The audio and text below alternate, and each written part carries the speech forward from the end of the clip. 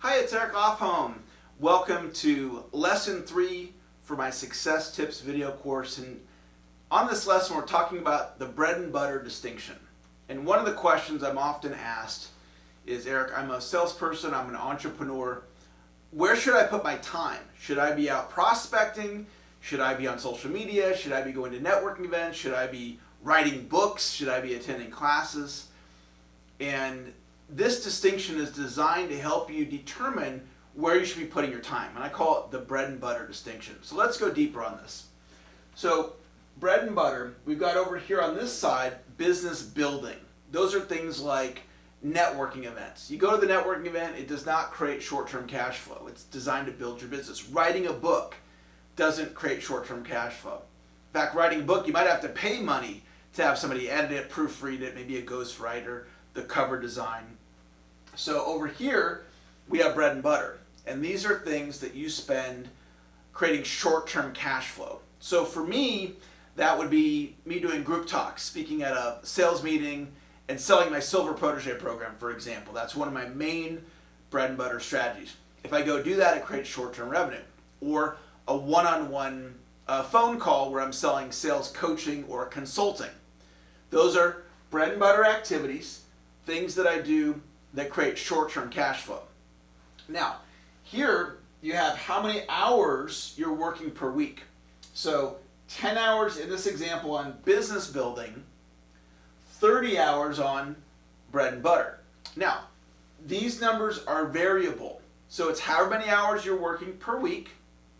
And then if you're cash rich and you don't need to be focused on short-term revenue, you might have, it might be flipped, 30 hours on business building, 10 hours on bread and butter. So it's a way of thinking about time and how you're going to organize your time. Now the question to ask yourself, it's down here at the bottom, how much income do I need to make per month for my life to work financially? So let's say you need to make $5,000 a month. Keep the lights on, you got enough money in the bank where you're not under financial stress.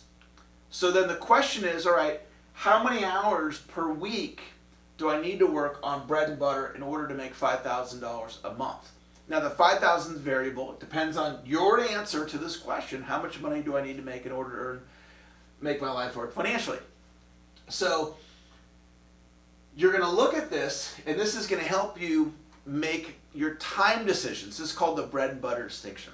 So I was talking to one of my clients recently, and she's in a really solid cash position. And she wants to work on her podcast, and she wants to create a new course because she owns her own business, and so she's doing a product line extension. And she was feeling a little bit guilty because she wasn't going out and getting new clients.